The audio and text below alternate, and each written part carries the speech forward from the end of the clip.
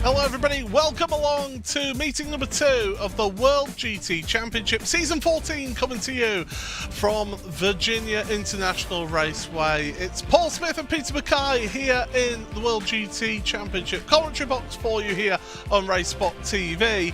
Well, have we got some championships for you? And well, we're actually going to start off with the Pro-Am standings. Dennis Grabowski leading that one by just 29 points over Adam Watson, with Andy Archer third place in his car, and then Daniel Sedgley, Tim Perry, Jonathan Walker, Rafael Jarge, Paul Webster, who's sitting out this week, Michael Gray and Chris Gooch round out your top 10 in Pro-Am. But the Pro standings, James Bume, after a sensational drive at the last round and the pit stop strategy worked out for him, he's in the lead by 14 points over previous four-time champion Ross McFarlane, with Jack Sedgwick in third place. In the AM Championship, it is Sophia Ridpath who's currently leading that one by 16 points over Adam Hedgecock, with Paddy Faulkner in fourth place ahead of Jesse Payne-Wilkins. The Teams Championships, Pro Teams, there's 5 teams in that.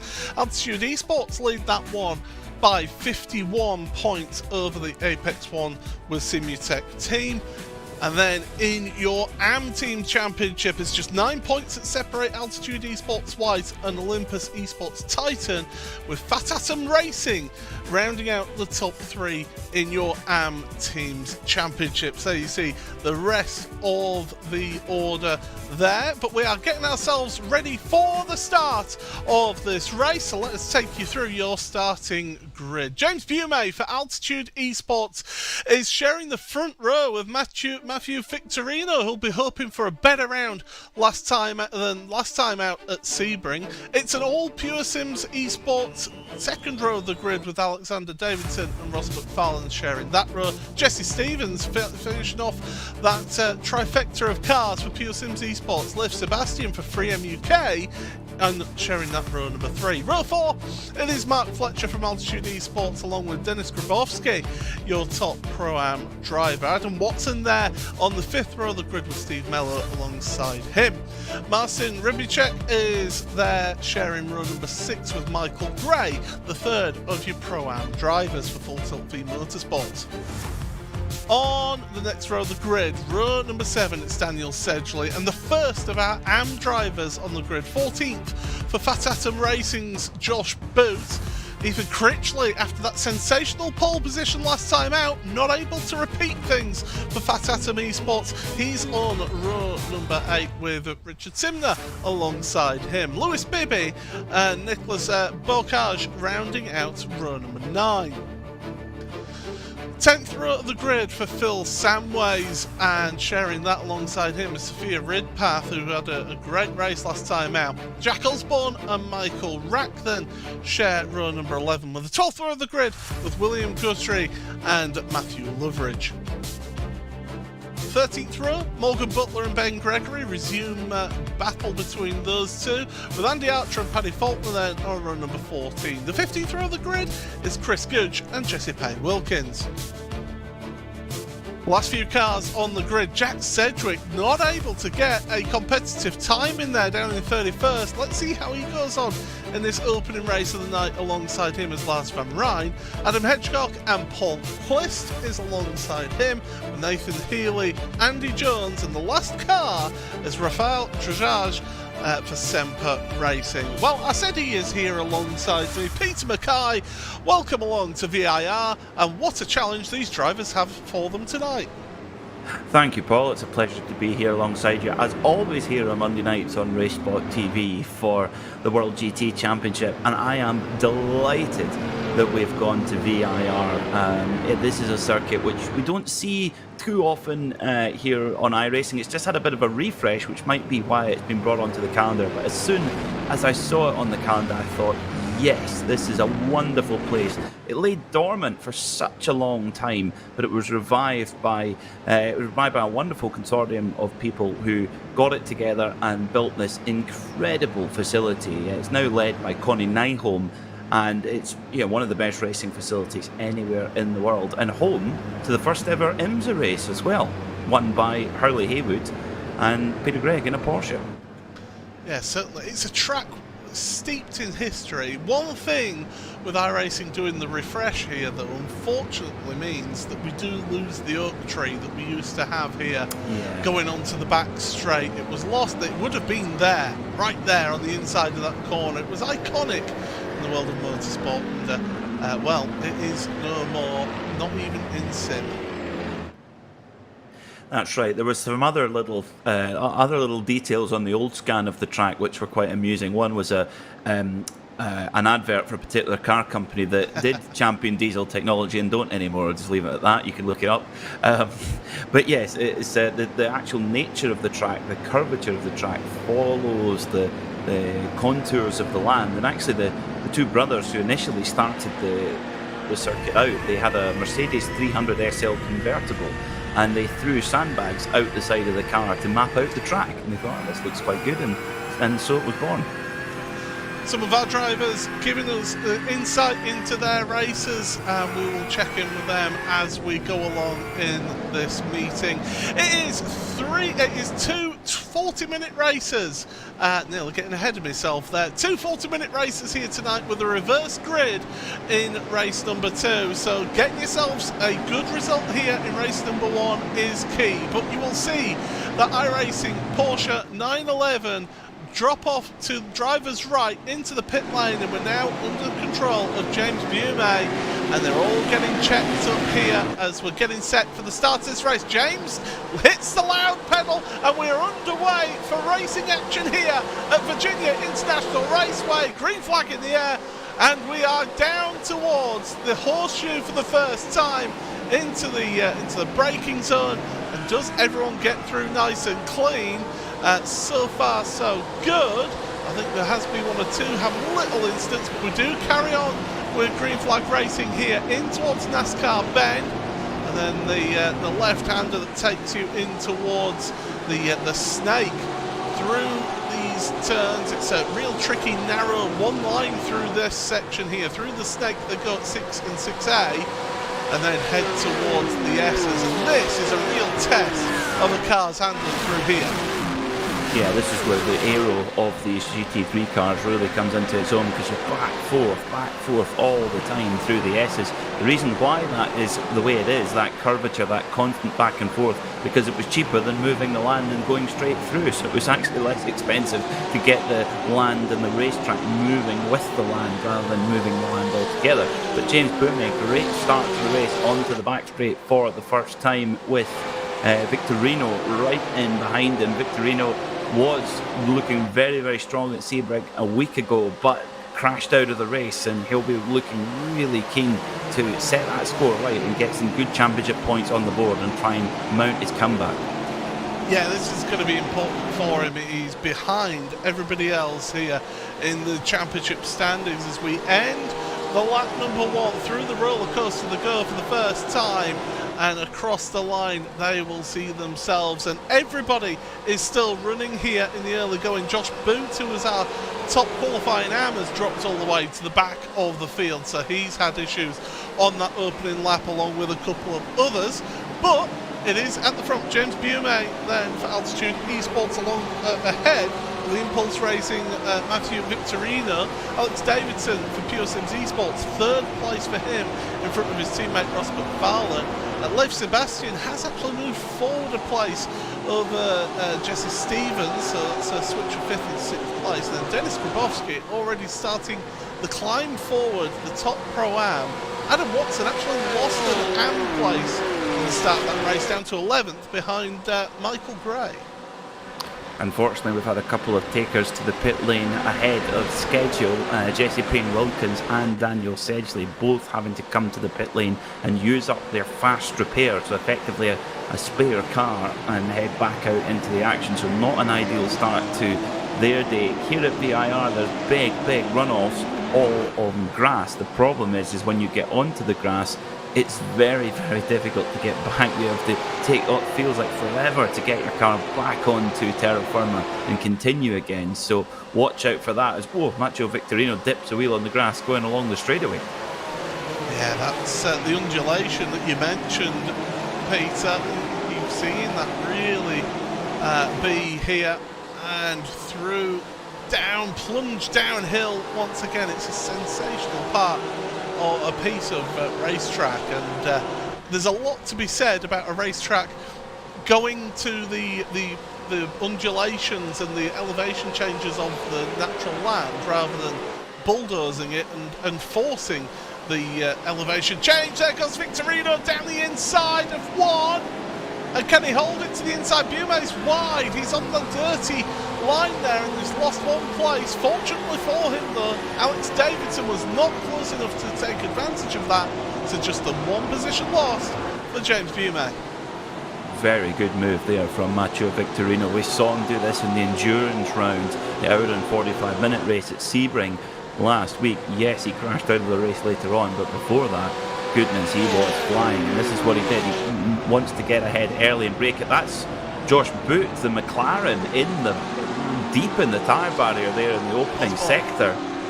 It was Osborne's teammate. Oh, excuse me, they're both in a blue car. Yeah, both teammates, both exactly the same car. Here we go, here's what happened here. Oh, it's Sedgwick just tapping the back the slightest of touches, and manages to avoid all the tyre barriers, but ends up in a round bit of a. Well, I mean, it's certainly the most considerate parking of the season we've seen, that's for sure. We can stay green flag racing if this were in the outdoor world, but that's that's really unfortunate there for Jack Osborne. Nothing much he could have done there, and Sedgwick has got into the back of him, and not ideal for Sedgwick. But Sedgwick is, as you mentioned in the grid, Paul, so far out of position, so he has a big pace advantage over those other drivers, so it's not such a surprise that they tangled together. Difficult warm-up and preparation for this race for Ethan Critchley. He shared a picture in the virtual paddock of his McLaren on its roof, so he's not quite gelled with VIR yet, but there we go, great move on the number 273 car of Michael Gray, and moves into the top 10.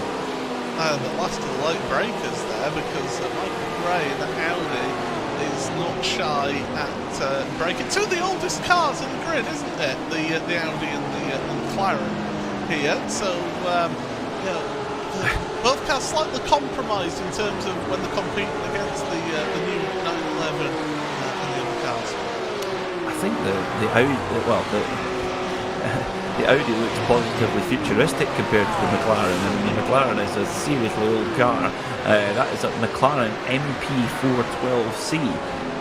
So you're talking, the road car, you're talking 15 years old.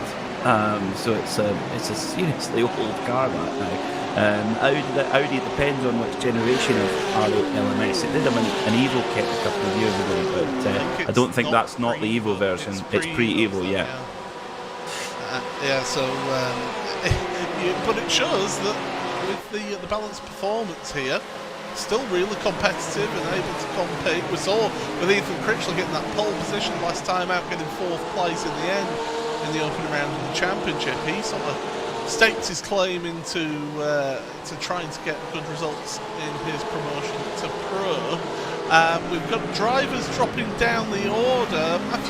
Michael Rack is one of those, and the other car I didn't catch it's Lewis Bibby for Orbit Motorsport. Oh, careful if you rejoin there. Oh, and Rack I think has just been I think the potted suspension's off gone. Well, either the suspension's gone or got potted off into the top left corner. No, that was a suspension. The car was crabbing all over the place. I don't think Michael Rack had any control over it. Let's see how it happened. Contact going into the carousel, and boink, there it'll go. And that's where the problems came from. That's such a light touch on that tyre barrier, isn't it? Yeah, I think it's a combination of the two of them. Yeah, that doesn't help either. But then he loses it all on his own, and then it gets. I think you're right. I think we're both right, Paul. Let's yes. pat each other on the back. He did lose it on his own, and then got helped along. I mean, you know, in the world of commentary, if between us we can combine and get things right, then that's much better than normal, really, isn't it? Well, it keeps us both in a job if they need both of us. Yes, absolutely true. So Victorino at the front here. Now, if you're new to this series, 2 40-minute races this evening, and there is a mandated pit stop as well, as that's Matthew Loveridge heading for across the inside of Oak Tree there. Fortunately, the Oak Tree isn't there, or else he would have been into a barrier. There are a mandated pit stop per race here in this one. You're only going to be looking at around, 9 seconds of fuel taken in the pit stop here, so it's a short fill, but if you're leading, you're going to be taking longer in the pits.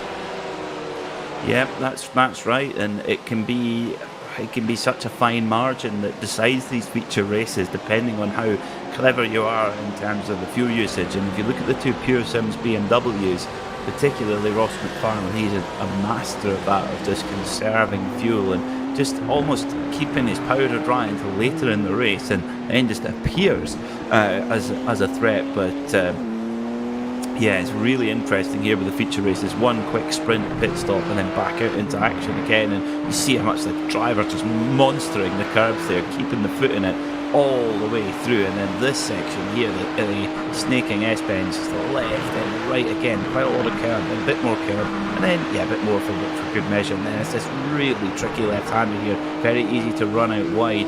Many drivers do end up getting it all out of shape there. And then for Oak Tree, the double right-hander. Oh, Nathan Healy off big time. And that's the same tyre wall that Jack Osborne found himself behind. So we'll have a look at the replay, see how that's happened. Under brakes. Oh, that's an ambitious move. Isn't the term ambition above adhesion? Patrick Faulkner it was that made the ambitious move there down the inside. Yes, Casey Stoner had the saying with Valentino Rossi, did your ambition outweigh your talent? And that was to Valentino Rossi. Good grief. That's I think what he was trying to say is that you had an excess of ambition there. So we do keep going green flag racing though, and that's the good stuff here. And this front train of cars, it's slightly fragmented at 6th place to 7th, but it's not the biggest of gaps, and that queue just keeps going to about 12th place or so. So these cars are all together, and conditions, they're not the hottest for Virginia, are they? We are quite early in the morning, so these drivers are going to be just pushing on all the way through. Yes, they are. It's 34 degrees Celsius. I think that the tyres should hold in pretty well for that. Maybe in the race later on might be a little bit tougher to keep those tyres in, but the Porsches of Matteo Victorino and James Boumé looking pretty strong right now. I mean, there was talk before that the Porsche has got way too much of a balanced performance advantage. Well, if you look at the results for last week, the overall results, we had 4 manufacturers in the top 4: Porsche, BMW, Ferrari and McLaren. So and looking through the other classes, we had a BMW win in AM followed by an Audi. So there's definitely I think the balance of performance is in a really good mix. Yes, each car has its own characteristic, and we'll see that play out as we go to a big variety of circuits, but I think it's pretty spot on at the moment. I still think back to when we used to see the old Ford GT racing in this series, and it would always be terrible at every track until we got to Monza, and then all of a sudden at Monza it was the fastest car out there, and it showed, because you're not really needing the most aero in the race around that track, so that's where different tracks can suit different cars out there. We are still 27.5 minutes remaining in this race. We're not expecting pit stops for a while. You might see 1 or 2 takers go at halfway point as the PureSims Esports cars running wide. I think Ross McFarlane running over the grass. It is Victorino from Bume, from Davidson in the top 3 in Pro. Pro-Am is led by Denis Bogowski in 7th place overall. He leads Michael Gray in 11th and Adam Watson in 12th. Sophia Ridpath in 15th place. She's involved in a race with Richard Simner in front of her, but Sophia is the leading AM driver out there. The next best is William Guthrie, 2nd place in AM, 20th place overall, and then the 3rd place down is Andy Jones in 23rd, holding Raphael Drage, Adam Hedgecock, Ben Gregory and Jesse Payne Wilkins all behind them. So there are sort of little gaggles of cars forming out there in the field, and the front 3 are starting to break away a little bit, Peter. They are, yeah. At the moment, there's just 6/10 of a second covering the top 3, but yeah, then you go 9/10 of a second back from there to McFarlane. So you're right, there definitely is a breakaway here at the front of the field. So McFarlane is now starting to lose the scent of the leaders, and that of course then was a double-edged sword. He's losing time, but also not able to do a bit of slipstreaming and a bit of fuel saving to be able to get the jump when they go into the pit stops. What does help him is that he's got Leif Sebastian behind, who is racing for 3M but out of the PureSims awning, as we like to say here. So still a part of the PureSims outfit, but racing for the 3M team. And then behind them is Jesse Stevens, who is another PureSims Esports driver. So I think if I'm Ross McFarlane, I'm not feeling the most pressure. Ethan Critchlow, though, 10th place, is just behind Steve Mello, who I think was very disappointed with how the opening round went at Sebring, and this is a good recovery now. 9th place for Mello in front of Critchlow here when we were on board. Yeah, very strong run. Anywhere in the top 10 in any class is impressive in the World GT Championship. The pace that these drivers are running up in that top 10 is pretty remarkable. I mean, at the very, very sharp end, Matteo Victorino, 144.1 is his best. But, Ethan Critchley in 10th, 144.5. That's a very fine margin. Yeah, and this is what we've seen throughout the history of World GT Championship, isn't it? That these grids seem to be quite close together in their individual, not just in their own individual classes with the Pro-Am and AM, but also right across the grid. It is a championship that is for varying talents. It's not just for the World Championship license holders and things like that. We may have a little bit of action ahead. I was just seeing in the distance. In fact, I see it on the timing screen as well. James Bume has taken the lead here in this race. Got a move done over Victorino. And, well, given where we are on the track, that would lead me to believe that was down at turn 1. Yeah, that's been the hotspot for overtaking so far. That's where Victorino took the lead several laps ago. But let's have a look then. James Bume is getting right underneath rear wing of Victorino's Porsche, getting a bit of a draft, and then speed from a long way back, very, very long way back, and whoa, yeah, Victorino, I think that Bumy's a bit lucky there that Victorino saw him coming and actually had to give room and compromise his own speed, which allowed Davidson to come into the picture briefly, but Bumy was lucky. That could have easily taken them both out, but that good, really, really good perception from Victorino. He was watching it coming along. Yeah, really good heads-up driving from Victorino there to be able to see that was happening and adjust his line, because he'd already started turning in there, so it's not easy. You're going to unsettle the car slightly by making that quick change in steering wheel application. But yeah, keeps himself in one piece, which is the most important thing after he had a DNF last time out at Sebring with Victorino. I think he'll be a little bit annoyed by that though, won't he? He'll certainly think about putting a protest in, because it wasn't it was a clean move, but only because Victorino gave the space. Yeah, I think the protest would get chucked in the bin straight away. I mean, yes, you're right. It's unfortunate for Victorino, and he had the decision to shut the door and take his chances, or leave the door open and let the move pass and try and make the move later on in the race. I think it was the right thing to do, but I definitely don't think you could make a protest there. There's no contact, and that's part of the psychology of racing as well, isn't it? That if if you're willing to be aggressive and put moves there, yes, there'll be some times where it doesn't come off, and others like that where the other driver backs out. And now starting to get our first pit callers. Ben Gregory comes in after 18 minutes of running out of 40 and fills up his boosted Porsche with the other boosted machines, the boosted BMW there, parking up. Olympus Esports, a similar paint scheme. Daniel Sedgley and Josh Boots, Fat Atom, McLaren into the pits. I think Sedgley taking new tyres as well. Now, the pit stop time was about 14 seconds. Well, 15 seconds for Josh Boots, 15 and a half. So I think Sedgley's taking two tyres. Yeah. Maybe just rears, possibly. Watson and Gray are having a ding-dong battle here with Marcin Rebicek behind, and these three, they're all together over a small area of track. If you're keeping the pace, if you're able to just keep a pace that you're comfortable with and you're behind somebody, you stay out there as long as possible. If you feel you're held up there, do you think I'll maybe get the pit stop done earlier and get myself clean out?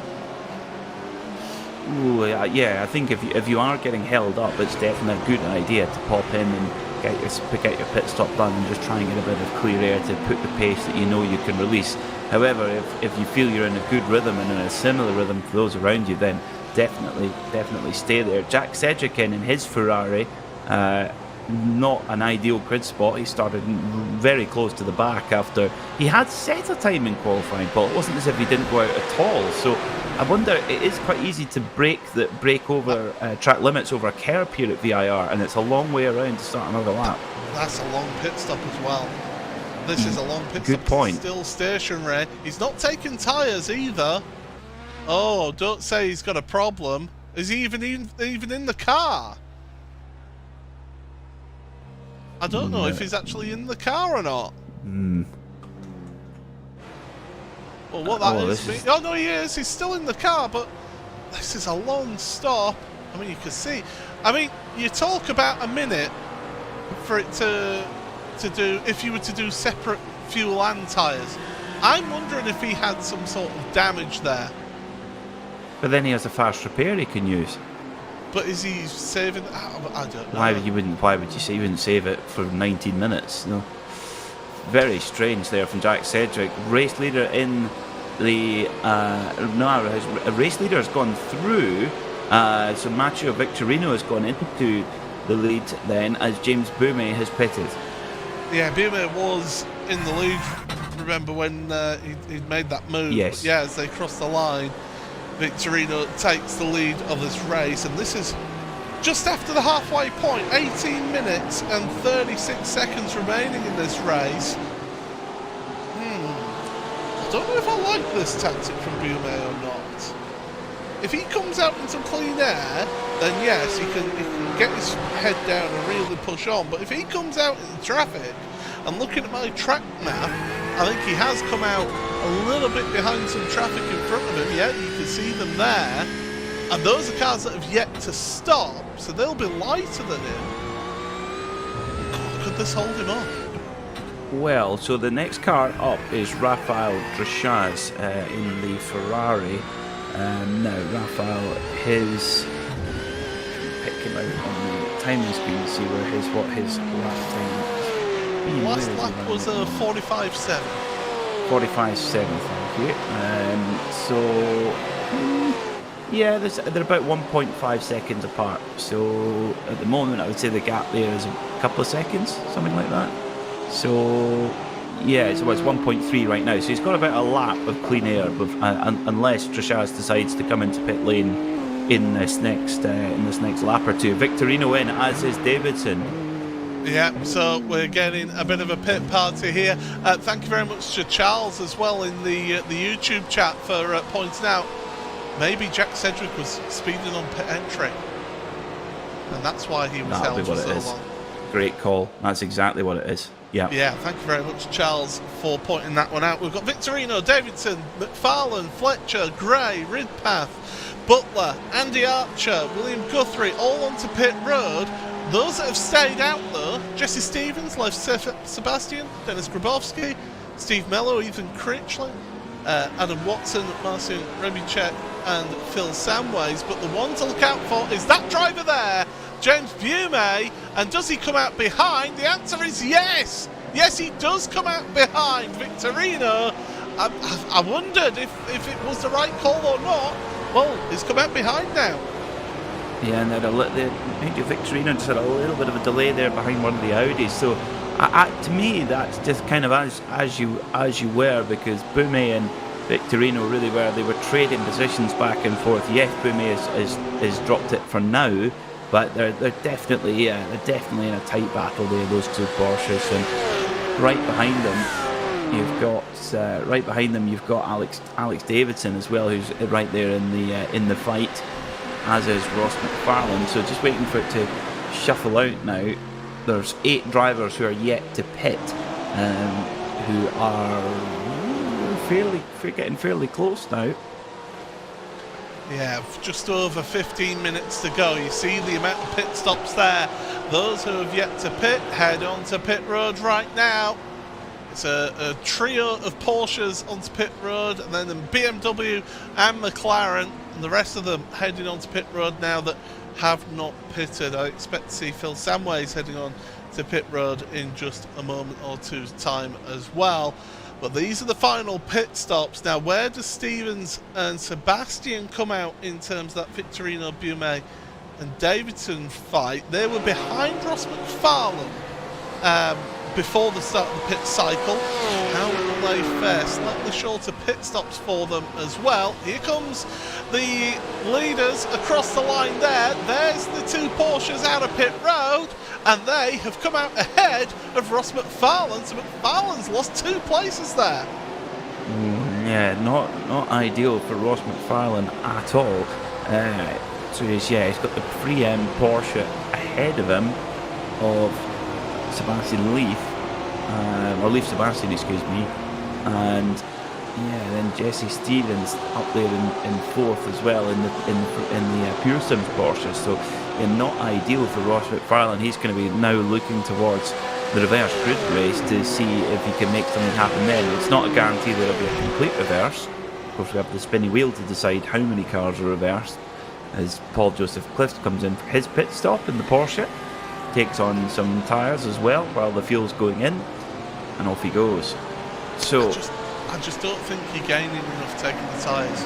Well, we saw it last week, didn't we, Paul, in a much longer race, how in that initial phase you are giving away a lot of time, because the tyre, it takes a good lap or two to get the tyres really up to their optimum performance with the heat building in them. So yeah, in a sprint race like this, that's not really time you can afford to give away, and you don't really get the investment. I mean, it took James Boumé, well, what was it, nearly 2 stints for it to really actually pay off.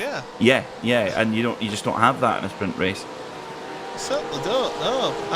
You're absolutely spot on as always, Peter.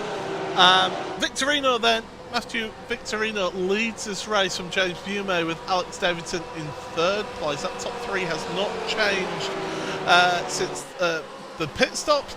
I can tell you, in your Pro-Am, Denis Grabowski is currently in 7th place, just not that far ahead of some of the battles that have been going on there. 2nd place Pro-Am is it's Adam Watson, who's in 12th place. There you see Adam behind Marcin Rybicek. And then 3rd place in class is Michael Gray in 13th place, just a few seconds back from them. Sophia Ridpath, well, she won the AM class, and I believe she actually finished 14th in the race overall last week. Well, this week, she's currently sat in 14th and leading the AM class once again.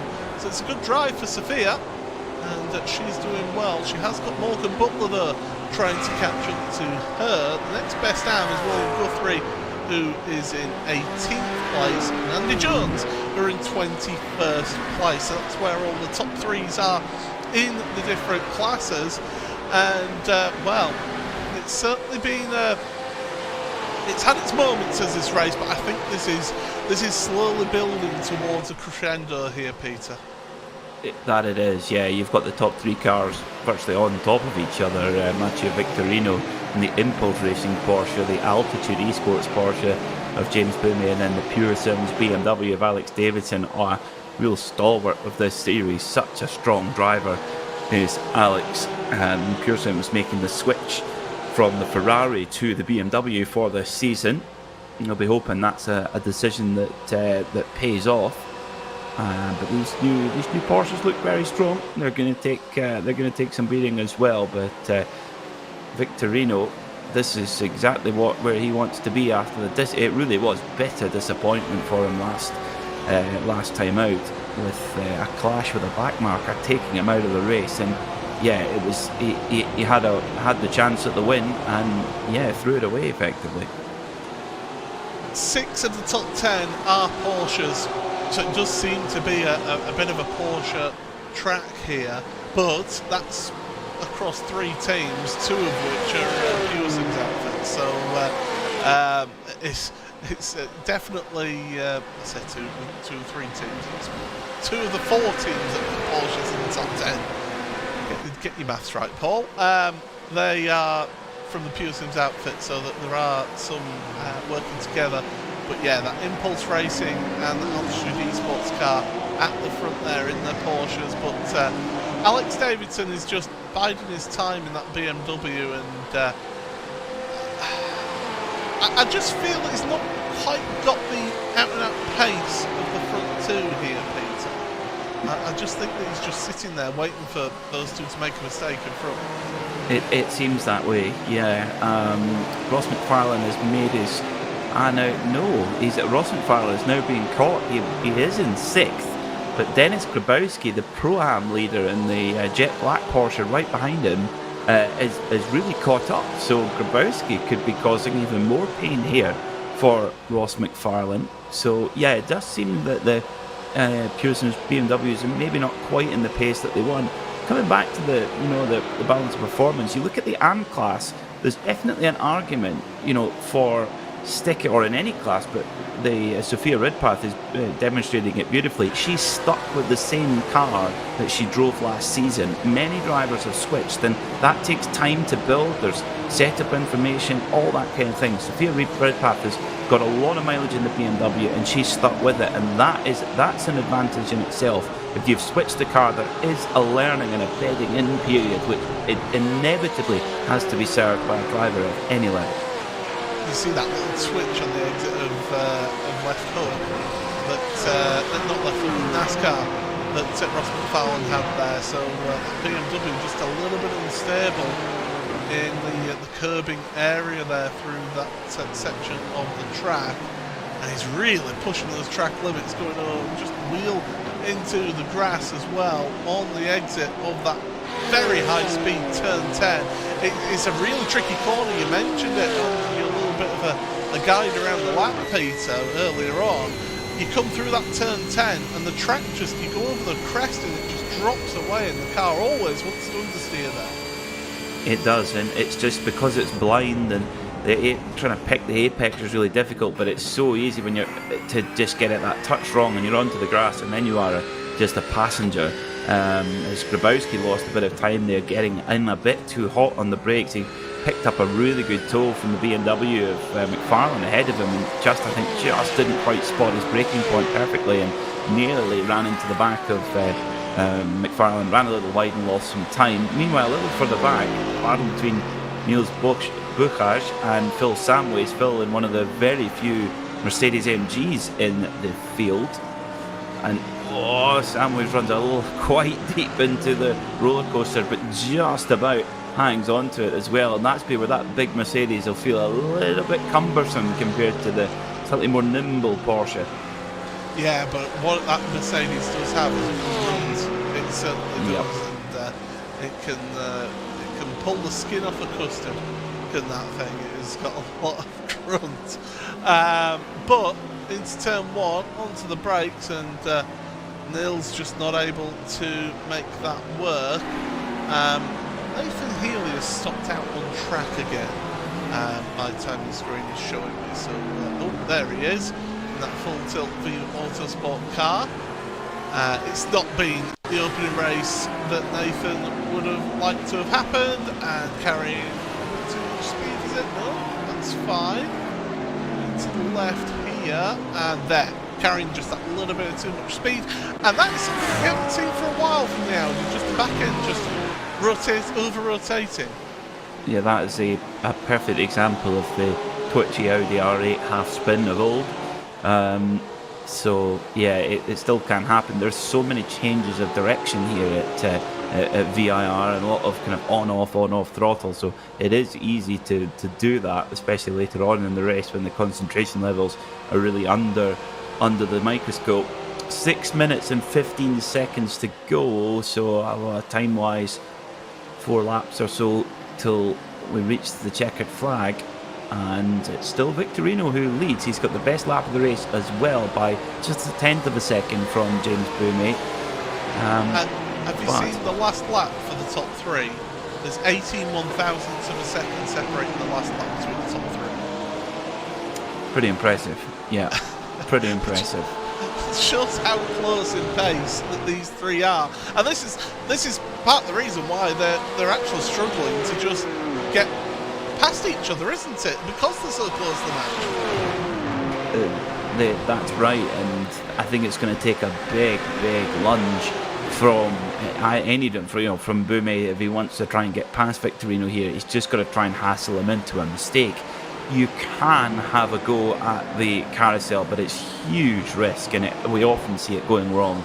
So I think turn 1 will be the danger spot, and you can defend there and keep that position, I think, without losing too much time. You can run it quite tight, that corner, and hold off your rival. But Boumé's pretty close. Is he willing to risk it here going into the carousel? And you can see Victorino just covering over to the right-hand side of the road, because that then gives him the defensive inside for that critical right-hander and keeps Boumé at bay. Meanwhile, Alex Davidson, I think you got it spot on, Paul. He's waiting for a mistake from either of the two in front. I don't think he can mount a challenge on outright pace at this stage. Yeah, it's just that BMW just seems to not have that edge that Porsche has around here. It still looks a good car, don't get me wrong. It does look a good car around here. Here comes Boumé to the outside.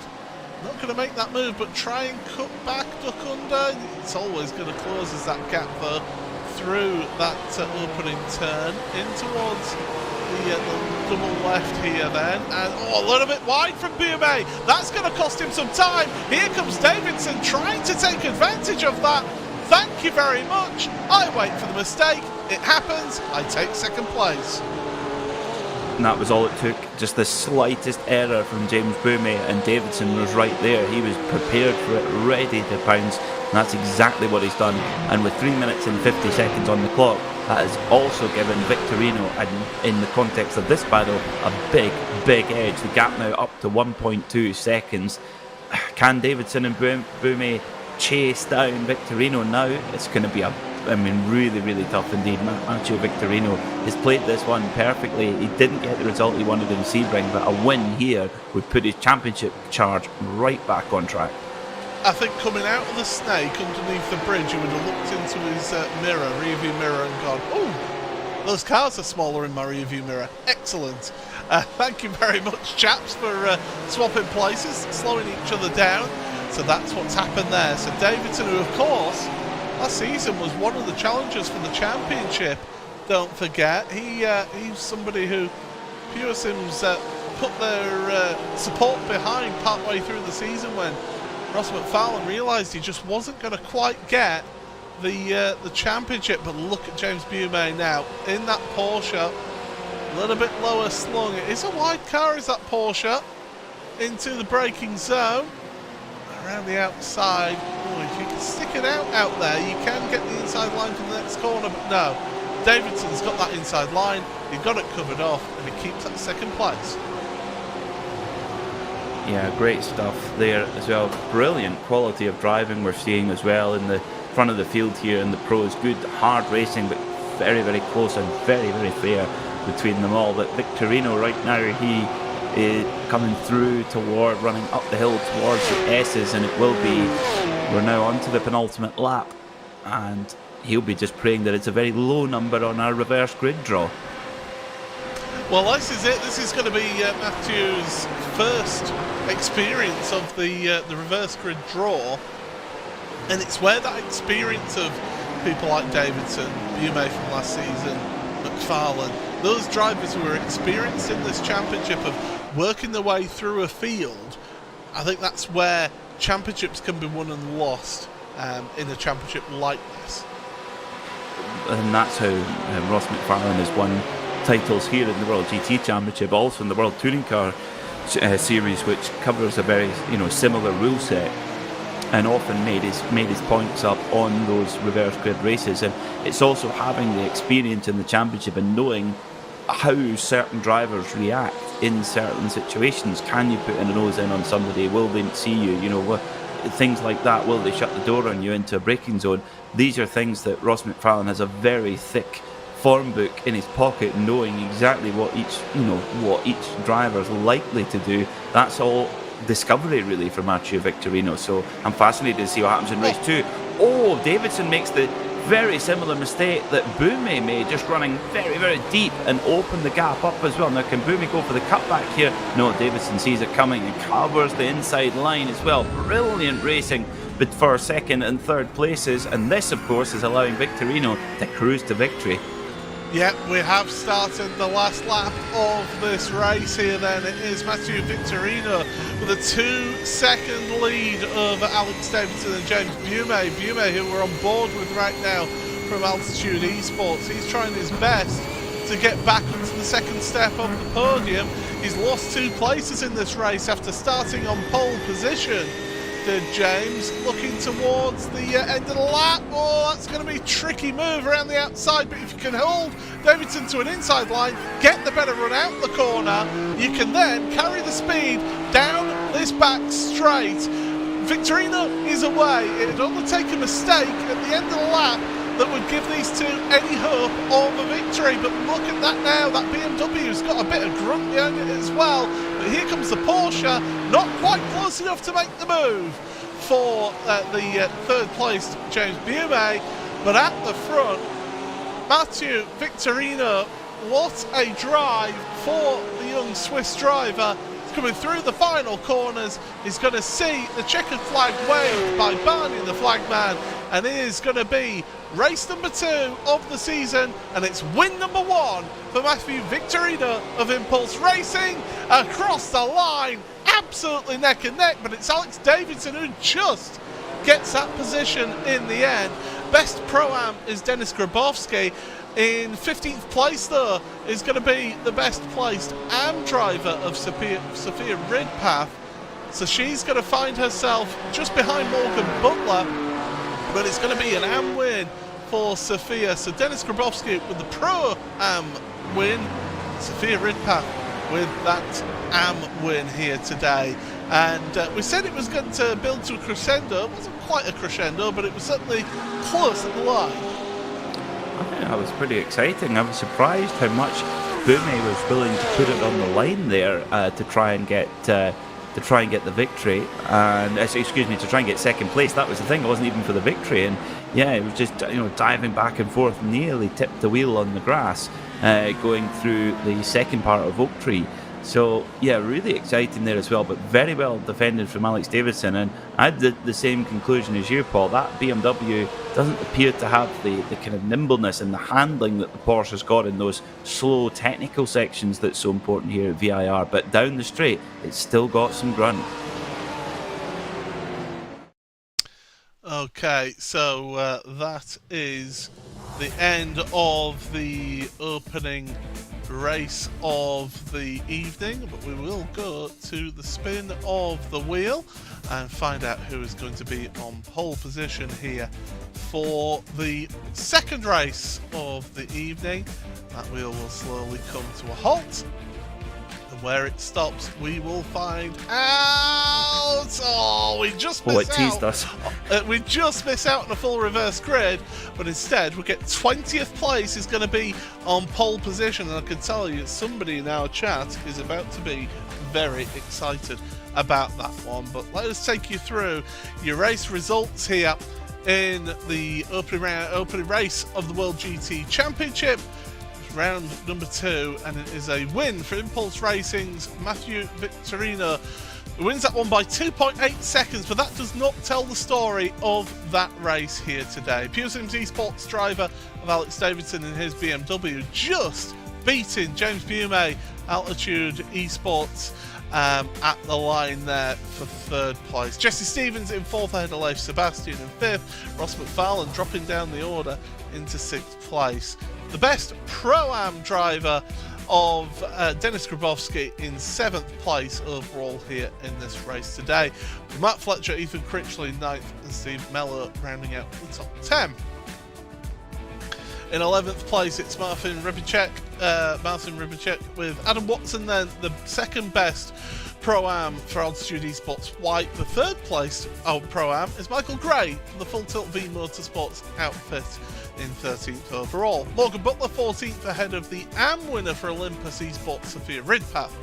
Richard Simner, Andy Archer were in 16th and 17th places respectively, with William Guthrie for Full Tilt V Autosport in 18th place, 2nd place of your AM drivers. Phil Samways for Full Tilt V Sim Sports will be sharing the front row with Nils Balkaj for the NJB Performance by Volker Transport. He will be on pole position for race number 2, will Nils. The rest of the drivers do not get a reverse grid, so they will start where they finished. 21st for Andy Jones, who was actually the 3rd placed of the AM drivers in today's race, with Ben Gregory in 22nd. Adam Hedgecock 23rd ahead of Daniel Sedgley. Rafael Jajaj in 25th ahead of Jesse Payne Wilkins. Jack Sedgwick, not an opening race to remember for him, down there in 27th place, should I say, sorry, ahead of Josh Boot, who had issues on the opening lap and then never really recovered from there. Paddy Faulkner and Lewis Bibby 29th and 30th places. And the rest of your results then. Paul Glist is the last of the lead lap drivers in 31st. Nathan Healy, Jack Osborne and Lars Van Ryn all finish 1 lap down, and then the rest do not finish. Chris Gooch, Matthew Loveridge and Michael Rack all do not finish. So that is how things went after that opening race here today, Peter. A good win for Victorino, but as I say, that 2.8 second lead does not tell the whole story of that race. Definitely not. Definitely not. That, that 2.8 second lead really appeared in the last 2 laps when Davidson and Bumi engaged in their fight for second position, and it was just the ever so slightest error from Bumi that triggered all that, and that just allowed Victorino to move ahead. VIR is a real driver's challenge. That's why many love VIR because of that challenge. Others really struggle to get on with it because it is a super difficult circuit, very technical in a lot of places. And for Victorino, he deserved that victory because he simply was flawless. There was no errors in that 40-minute run. And you think even having to take avoiding action as well from Bume, making a move to the inside as well. So he definitely played it smart, didn't turn in, saw that it was coming and went, right, I'll just open up the gap there as well. Denis Grabowski again, another good result for him, and Sofia Ridpath doing well in Am. But let's take a look at the schedule. We didn't get time to look at this at the start of the broadcast last week. We were at the Sebring International Raceway for the opening round of the championship. Tonight it's Virginia International Raceway. And then next week we stay in America, and it's Road America for 3 20-minute sprint races. We have a week's break, and then the second of our endurance races at Silverstone before we head to the Circuit de la Sarre, and then Circuit de Barcelona Catalunya on the 4th of September for sprint races. Daytona for the endurance round then to start the second half of the season ahead of Fuji and the Red Bull Ring. Monza, Imola, and then Spa rounds out the championship at the end of October, Peter. I mean, that schedule, you look there, I think is an absolutely really good schedule and a real test for these drivers. It's perfectly curated. I think particularly this first quarter of the season, the stateside swing, Sebring, Virginia, Road America, those are really, in 3 circuits, explains just how special a place the United States is to go road racing. It's just immense. Road America, the drivers, and sprint races at Road America as well, the drivers are going to love that. And my goodness me, are we going to see some big moves on the brakes into turn 5 there down the hill? Whew. I still have to question the numbering scheme of Road America for their corner. I mean, turn 37 in Sector 2. Yes. Yeah. It's just, it's questionable. Is that numbering, and it always catches out commentators here, not just on sim racing but also in Full Metal Racing as well. I quickly mentioned it. Sofia Ridpath the best once again. This is somebody who we have seen progress and just go from being involved in sort of every single mistake, every sort of incident that happened out there, and she slowly just got better and better. And I think it's a point that you made earlier on in that race coverage, Peter, was just that consistency, being in the same car. I think that was key.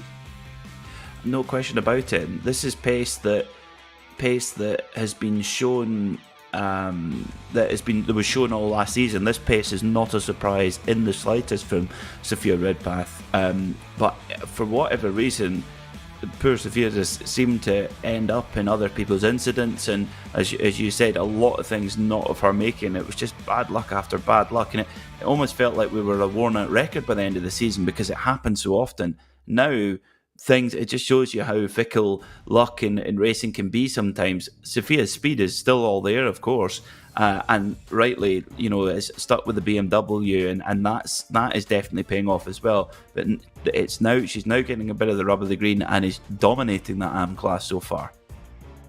She certainly is. So she'll be looking to get another good result with that reverse grid. It is in her favour because it was 20th place was the reverse grid draw with Niels Bocage, who we didn't really mention in that opening race that much. We did see him very briefly with Phil Samways in that Mercedes along with him as well. So that's going to be intriguing to see how it goes. But the intriguing part for me is seeing Victorino coming through the field, see how he copes with that. But we will step aside for just a few moments' time to hear from the series sponsors. You are watching the World GT Championship here on RaceSpotTV.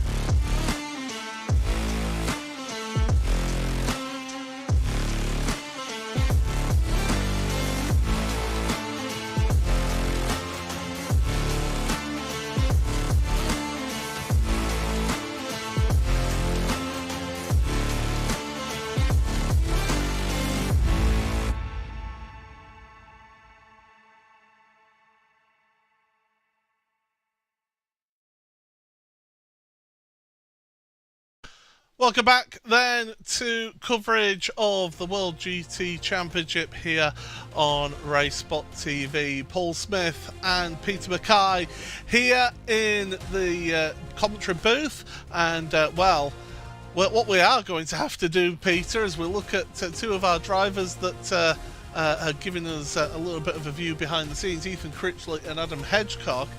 What we are going to have to do, Peter, is fill a little bit of time because there's been an issue with the session, and therefore there's going to be a new session going up. So drivers, well, they're going to have to just be waiting just that little bit longer here. But Hedgecock and Ethan Critchley will be looking to do well in this second session.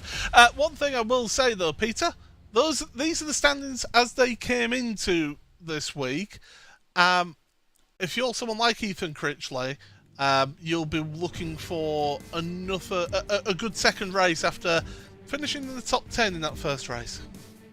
Yeah, I think that's exactly what Ethan Critchley's got to do. You know, he showed blistering pace to put in to qualify on pole at Sebring is really impressive. That's a big commitment circuit in places, and if you just step over the edge, your lap's gone. So really impressive performance there. And bearing in mind that I do think the decision to pick the McLaren is one that might not pay off in the long run. So I think what he's doing in that car is mighty impressive. I think top 10 race 1, very good, and if he can back up with a similar result, he'll start kind of from the same place actually in race 2 with the way the reverse grid works out. So another top 10 here would just keep him in that championship run. And if you turn up every week and you're putting it in the top 10 overall every week in every race format, I actually don't think you'll be a million miles off fighting for the championship by the end, because there's drivers that maybe miss meetings or have a couple of horror shows where they end up in accidents or whatever. If he can just focus on that, he could be in with a shout, but that it's going to take that consistent approach to be able to do that. Certainly is, and consistency is key in this series, and we'll have to see how things get on out there. So yeah, we're just filling that little bit of time. The Pro-Am standings as well were going well for Denis Grabowski, and it was another good race for him, finishing in 7th place in that race. So definitely good outing for Dennis. Coming into this round as well was Sophia Ridpath leading the AMs, and again she's won the AM category. I can tell you the updated standings because the series admins have been updating things for us behind the scenes, so thank you to them. I can tell you that James Bume has a 26-point lead over Ross McFarlane, with Ethan Critchley now 3rd, 48 points behind the championship leader in Pro. In Pro-Am, Dennis Grabowski's now got a 44-point lead over Adam Watson, with Andy Archer 3rd place for his team. Then in AM, Sophia Ridpath 22 points ahead of William Guthrie, who had a really good opening race here tonight, and Adam Hedgecock is a further 22 points back, 44 off of the leader, in 3rd place. So it's early going. I think it's too early to read too much into a championship standing, but I mentioned this on the World Touring Car coverage last week, which is here on RaceSpotTV. Having a good start to a season can really put you into a good frame of mind, can't it, Peter? No question about it. It just leaves the path from a confidence point of view. You know, when confidence is so important in sim racing, particularly, it's such a mental game, and I think, you know, if you've got that, you get that good start, you feel like you could never lose that confidence, and you just ride that wave as long as possible. If you start off on the back foot, there's very few drivers who can pull themselves out of that situation, and that's where you see the real true greats who can bounce back from adversity. But they are few and far between. So you're absolutely right that these first few rounds are so critical. They really do set the tone for the whole season. As the drivers are out there just getting a little bit of practice going on, and they are certainly doing the best that they can to get themselves prepared for the second race of the evening. It's worth pointing out that the conditions, if I don't know if we can put it up on screen yet, the conditions there have got a little bit hotter, with it being later in the day, with just afternoon. 46 degrees is the track temperature here, Peter, so I still don't think taking tyres would be the right idea, but certainly that's just making things a lot more difficult for the drivers. Yeah, 46 degrees Celsius track temperature, that is going to make the grip much lower than it was in race 1. Just that increase of 10 degrees, I mean, that's give or take 25% extra temperature in the surface, and that just makes it really greasy. The tyres can't really grip the track as well as they could when the track is a little bit cooler, so just will make it feel very slippy for these drivers, so they will have to be very careful of that.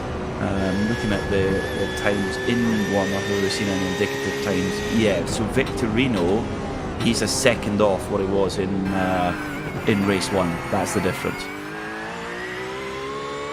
Now, before we do just get ready for this final race of the evening, I do just want to quickly mention something that was close to my heart, which was somebody I used to go to watch rugby with.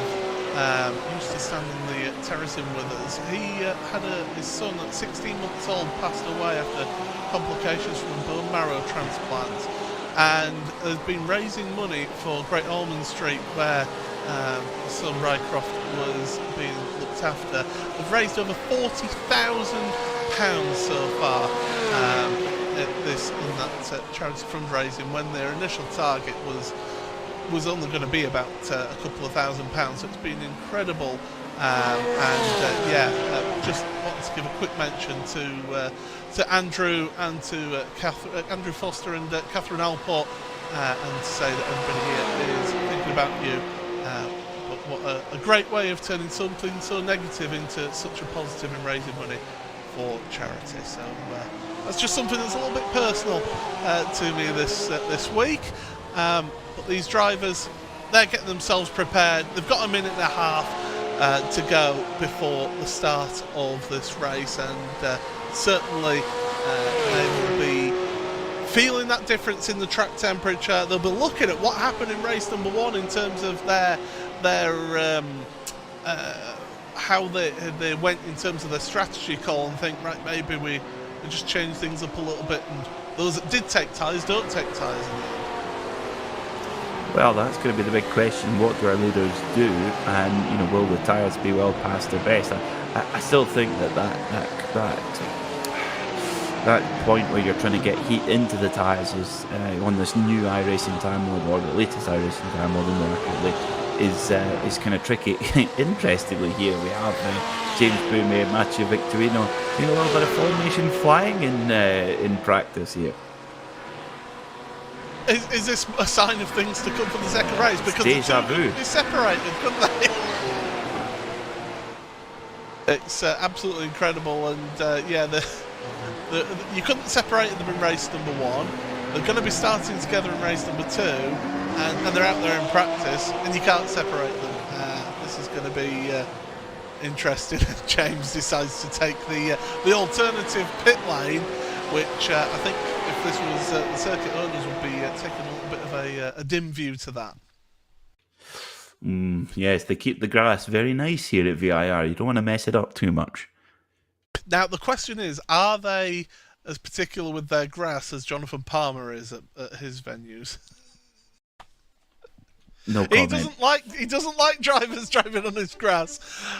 We are going to get a full pace lap once again here in this second race of the evening, which means we can work our way through the starting grid, and it is the NJB Performance by Volker Transport driver of Niels Bocage who leads the drivers away here, with Phil Samways for the Full Tilt V Sim Sports car sharing that front row with him. William Guthrie's in a good starting place on the second row of the grid for Full Tilt V Autosports. Alongside him is Andy Archer from Fat Atom Racing. Richard Simnett for the AI Race Summaries DCW Racing, and Sophia Ridpath, your AM winner from race number 1 on row number 3 for Olympus Esports. Fourth row of the grid for Morgan Butler in that Pure Sims Esport car, although that is a 3M car, so I think somebody's going to ride there. Michael Gray for Full Tilt V Motorsports sharing that fourth row of the grid with him. Adam Watson for Altitude Esports White with the Marcin Rebichek car of Apex 1 with Simutech. Steve Mello for RD Simsport, and Ethan Critchley for Fat Atom Esports on row number 6. Seventh row of the grid for Mark Fletcher and Dennis Grabowski with Ross McFarlane and Leif Sebastian on row number 8. Row 9 for Jesse Stevens and James Boumet, who just missed out on third place in that opening race. Row number 10 to that man, Alex Davidson, who just pipped James to that second place in race number 1. Race number 1's Mathieu Victorino for Impulse Racing starts in 20th place. Then the rest of the drivers, they start where they finished. Andy Jones and Ben Gregory share row number 11 with Adam Hedgecock and Daniel Sedgley on the 12th row of the grid. Row 13 for Raphael Jajaj and Jesse Payne Wilkins. Jack Sedgwick will be hoping to have a better race than race number 1. He's going to be sharing row 14 with Josh Boots. The 15th row of the grid, Patrick Faulkner and Lewis Bibby. Row 16 is Paul Clist with Nathan Healy. Jack Osborne and Lars Van Ryn with Chris Gooch, rounding out the 35 car grid. We are missing a couple of drivers from the grid here in this second race. And well, Peter, the drivers, they know how it goes now. They know how hard it is to overtake around here. Are we going to be seeing a bit more forceful moves out there, or are drivers going to be canny about things? I'd like to say the latter, but I suspect that this might be a little bit more fractious for our drivers, with many of the quick drivers making their way through the pack, and it doesn't require much of a nudge for it to go wrong here at VIR. Yes, the runoffs are enormous. It's a big facility. However, once you're on that grass, you're just not getting it back. So we won't see drivers getting ploughed into the the barriers or the fences like we do at some other circuits, but it almost just ruins your race there and then, especially with a 40-minute race. You just don't have the time to recover. So if you get nudged off by somebody in that early stage of the race where everyone's trying to shuffle through for position, it can really go wrong quite quickly. So you've got to have your wits about you here at VIR. You've also got to remember as well that accumulation of incident points can actually lead to you losing championship points as well. So you've got to be careful about that if you're involved in any championship fight. And yeah, definitely these drivers will be getting themselves they'll have that in the back of their mind, and they'll be thinking about what goes on out there in this race. But we are here for 2 feature races, and we are looking at the front row, and it's going to be the first time on the front row for Niels and Phil this season. How will they take it? Are they going to back up the pack like we saw in race number 1 with James Bume just backing everyone up before then launching, or are we definitely going to be quick and away? Well, we'll have to wait and see, because that Porsche, iRacing Porsche 911 pace car pops onto pit road, and now we're at the hands of our pole sitter, and he's going to go early, nice and early. Phil Samways dropping into the slipstream here. We're green flag racing here for race number 2 of the evening in the World GT Championship. Down into turn number 1 they go, all onto the brakes. There's almost 3 wide further back, and there's a car around. It's one of the Fast cars, Andy Archer, and Victorino. Victorino. Oh, there's all sorts happening. There's cars off all over the place here, but we do stay green flag racing because the track is clear. We do. So Phil Samways actually, through all of that, managed to get a move done on Niels Bocage, but poor old Andy Archer, I don't know if he made the mistake himself or he got turned around, but he was completely broadside across the circuit, and that's what triggered the chaos. And poor old Matteo Victorino, he had nowhere to go. He literally had to put the car in reverse, move back, and then go around him. So huge delay for a race 1 winner, Matteo Victorino. And well, this is what we were fearing might happen at the start of this race, but Phil Samways is in the lead and has got a little bit of a gap opening up now, but Bocage is just going to be under pressure from Sophia Ridpath in that Olympus Esports car. Sophia looking good so far, up 2 places on the start, and is looking to make more places in that slipstream. We saw how quick that BMW is with Alex Davidson in race number 1, around the outside into the braking zone. Nice move there from Sophia Ridpath up into 2nd place. That's a superb move. We mentioned in race 1 that you could do it, but it was big risk. Well, Sophia Ridpath was willing to do it, and through she goes. Phil Samways, though, what an opening lap in that white and blue Mercedes AMG, showing that there's still life in that old dog yet. And, well, Niels Bocage in the Porsche is still not, he's not wanting to let Sophia Ridpath get away too easy, as, whoa, Ridpath's big rival in the AM class, William Guthrie, gets his nose stuck in there in the Audi and looks like he's going to get the move done. He doesn't want to see Ridpath clear up the road to yet another AM class win. If Ridpath can get the job done here, that'll be 3 AM wins in a row. Perfect record so far. Simner was able to get ahead there. Let's have a look back then to what happened to Andy Archer, onto the brakes, and then just into the back of Samways. That's his teammate Ethan Critchley getting collected and all that. Dennis Grabowski as well. Oh, carnage. And the Critchley picked up damage as well, and he picked up quite a bit of front damage there. So Archer's kind of all over the place on the way into the braking zone. Let's see it from Victorino's view. So he's placed his car. He cannot do anything. He's going right. I'm going to try and go wide. Anything there? What can you do? Nothing. That's just luck, pot luck. And that's the risk that you can take going around the outside at the start of a race, isn't it? You know, if cars spin, generally speaking, they spin to the outside, don't yes, they? Very true. Yeah. And I don't actually think... I think he started on the outside line, so there was no way to make his way to the inside on the run to turn 1. So Victorino was kind of given that lane and had to stick with it. So that's really bad luck for for our race 1 winner. Oh, that's not bad luck. That's just clumsiness. Oh dear. I didn't think going too wide through that section of track would be a good idea, and Richard Simner has found out the hard way there. I don't think there's anything wrong that Niels has done there. It's just the nature of the track. It is very much a one-lane line through there. Niels has to turn in at some point. No, that was silly. Simner should have backed out of that, and he's paid the price big time. So, deep breath. Phil Samways leads, but I wonder, does Samways, will he have any damage at the back of his Mercedes AMG GT3? Looks okay. So, and I tell you what though, he's got Ridpath on his case. Last time by, Ridpath was 0.2 of a second quicker on that first flying lap of the race.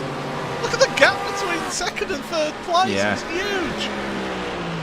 Yeah, it's huge. And I tell you what, Ridpath is pulling away from Guthrie like they're in a different class altogether. And meanwhile, the altitude Porsche of Mark Fletcher all over the back of Guthrie. Now, for Samways and Ridpath, they want this battle to go on as long as possible and really allow them to try and escape. But Ross McFarlane, we said he was good in reverse grid races. Well, that's proving correct. He's up to 7th already. 9 places gained for Ross McFarlane. There's Fletcher looking to the left-hand side of William Guthrie. And Guthrie just backs out of that, decides better of it, and is thinking big picture there as through the roller coaster. But yeah, Ross McFarlane up 9 places. Alex Davidson up 11 places in this race. I do believe Ethan Critchley is still going, but he's down in 16th, lost 4 places in that McLaren. He will be hampered by the damage that he got from hitting a fellow Fat Atom car of Andy Archer. But looking forward, well, it's where do you look here, Peter? Because there's action aplenty everywhere. And Adam Watson to the inside there, big move on Alex Davidson. We know that Adam Watson is the respecter of no ego, that's for sure. And we saw a fairly quiet race last time out for Adam Watson. We're thinking, is this a new Adam Watson this season? Well, it shows you that he's still got those big moves, and that was beautiful there on the BMW driver Alex Davidson. So Adam Watson driving very, very well. Samways, meanwhile, trying to hang on to the lead with a charging Sophia Ridpath, but they will have Mark Fletcher on their case within another couple of laps, so that Fletcher does have a bit of an edge on pace, being a pro class driver. But for Ridpath, this is just got to be clever here, got to be careful, and just again get another AM win in the bag, but also a big chunk of points too.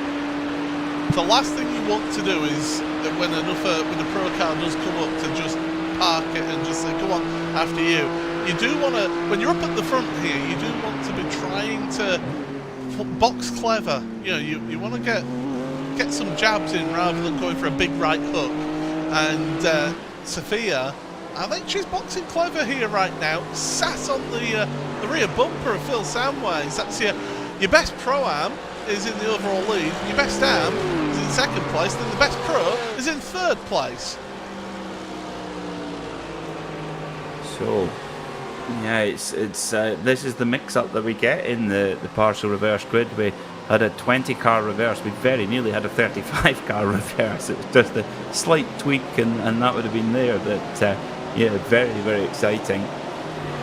So Davidson's not having it all his own way at all. He's got big pressure from Leif Sebastian right now. So got to be careful. Although he is a little bit of an ally in the case that they both get. Oh, now who was that spinning in the background? It was a Pure Sims car. Oh dear. So Jesse Stevens, who had a really good opening race of the night here. Let's see what's happened here. So this is on, I believe that's Marcin Rimpelchek. Down the inside and into the side. It unsettles the car and around it goes.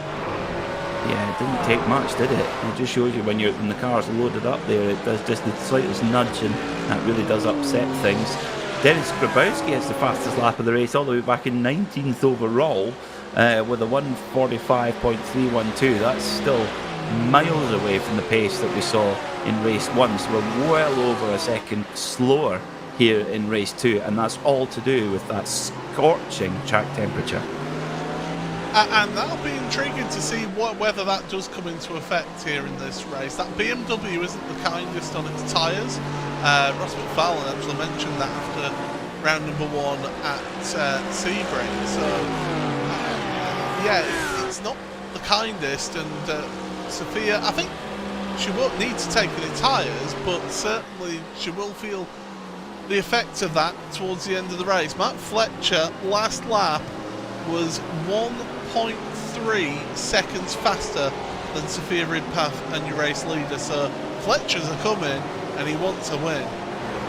Yeah, and this is the best opportunity he's got so far this season to do that. So Fletcher in at the pound seat to get a win under the belt. But Ross McFarlane is only 2 seconds off your leader Phil Samways as well, so do watch for him. He's lapping a fairly similar pace to Fletcher. Fletcher's just got past Sophia as well, so Ridpath has lost the place. Here is where it happened, and it must be a mistake from Ridpath. There it is, onto the grass. Oh, well held. I'm not entirely sure how that wasn't an accident. How Sophia hung on to that one. My goodness. I think there has been an accident, but in the race suit. Is the answer to that one, Peter. Well, so that might just be a little bit of a warning shot there, Sophia Ridpath. She was probably a little bit of a check, thinking, okay, the overall win is going to be impossible with Mark Fletcher in the form he's in, but Sophia Ridpath still has a good advantage in time to William Guthrie, but also has a couple of cars between her and her rival William Guthrie, and that is important because any class points are paid out the same. It's where you score your result overall defines how many points you get. Here comes Matt Fletcher then. Phil Samways has been leading for a little while, but it's a question of for how long. Samways goes a little bit deep, but he's going to V off that corner, but not if Matt Fletcher's got anything to do about it. Down that gap, through it goes, and Samways, I think, decides better of it and says, John, do you know what, Matt? You go ahead. I'll slot in behind you, because you don't want to slow each other down. This is the contradictory thing. You're an AM driver. You're in a really good points-paying position for AM, but at the same point, you don't want to fight too hard, because then it's going to bring all your championship rivals closer to you, isn't it? Well, Ross McFarlane last time by was half a second quicker than Fletcher, our leader. Yes, though, Fletcher did have to make some moves, so that's bound to have an effect. So will Ross McFarlane have the same fairly straightforward path through the other cars that Fletcher enjoyed as they come up to the straight now as well? McFarlane right underneath the spoiler of Sophia Ridpath BMW. Identical cars out the box, but they can be set up how they wish. It's an open setup series here. So Ross McFarlane getting into the draft there of Ridpath's machines, and Ridpath moves over to the left and just blends gently out the throttle just that little bit early, and then hard on the brakes, doesn't lose virtually any time at all. But that was really heads-up driving from both.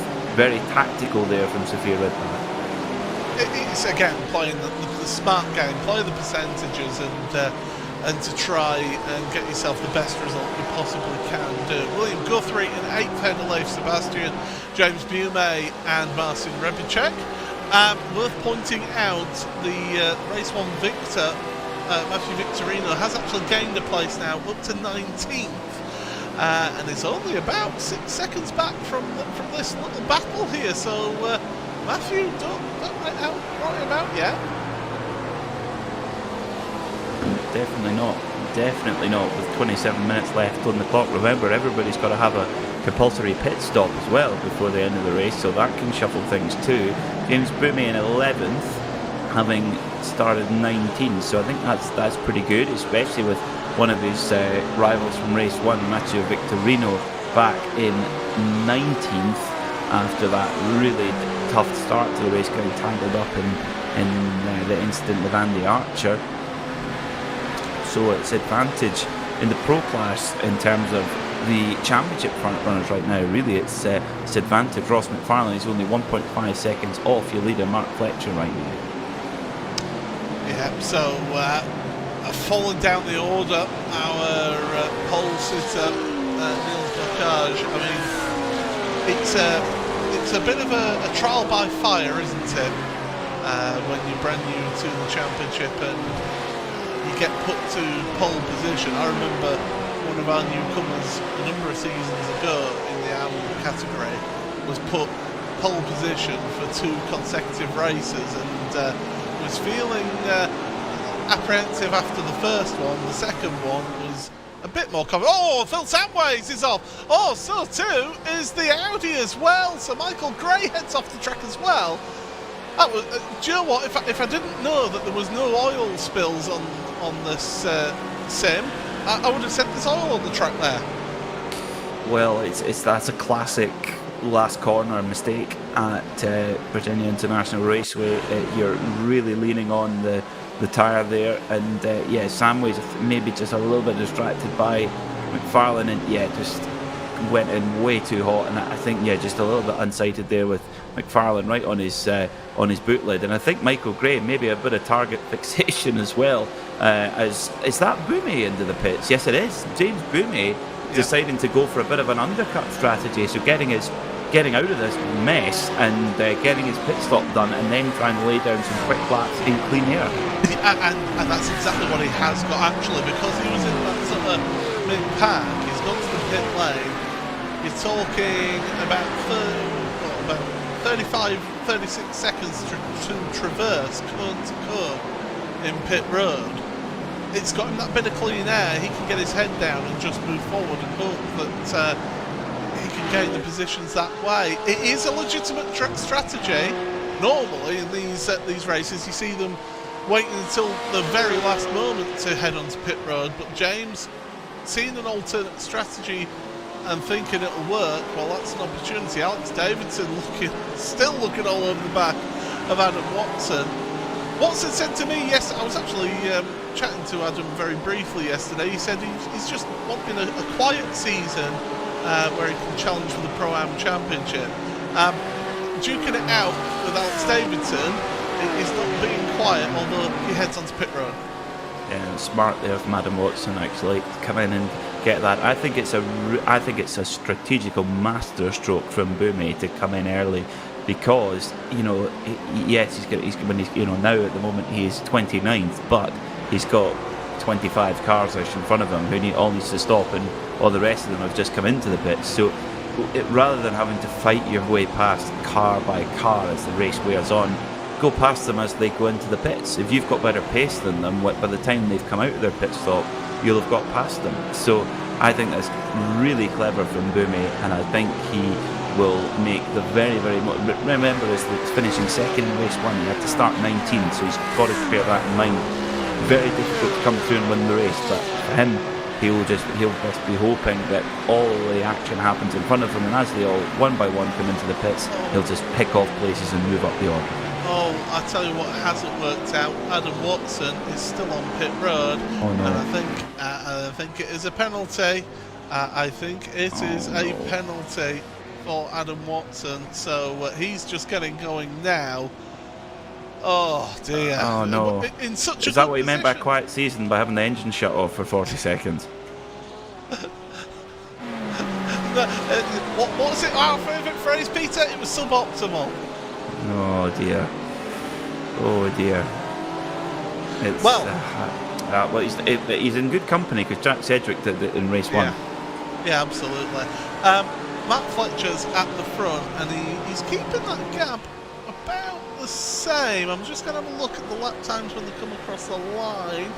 Last lap for Matt Fletcher, 1:45.9, 1:46.0 for Ross McFarlane. So Fletcher is able to hold it out there at the front, and is still able to keep that gap to a steady rate. Adam Hedgecock, unfortunately, has had issues out there into the final couple of corners, and he's working himself back on. And there's Josh Boone. just heading back onto track, so I'm going to put 2 and 2 together and say the 2 of them have had an incident. Oh dear, that's not what we like to see. As Lord Hedge in the number 13 Porsche comes in.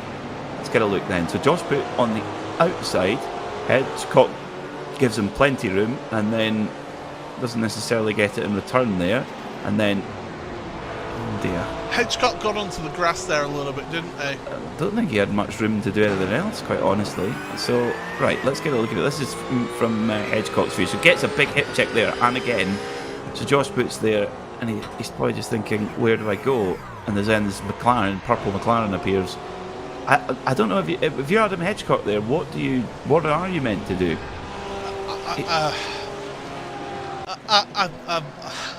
I don't know is the answer. I mean, the mistake. How are you meant to avoid those contacts? I mean, the mistake happened in the end because Hedgecock was onto the grass on the inside a little bit, which has compromised his car's grip, and it's sort of pushed him wide into Boot, which is the final contact. But I mean, it's a little bit rude with the little hip checks there beforehand, and also if you're Hedgecock, the only other way that I can think of it is if you get off the throttle and say, no, after you, Josh, but they're both fighting for position, they're both entitled to do so.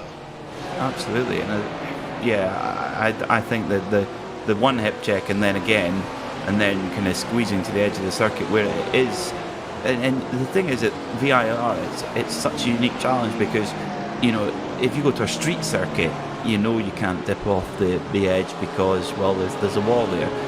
At VIR, it's not going to damage your car, but it's going to ruin your race just the same because the strip of tarmac here at VIR is narrow.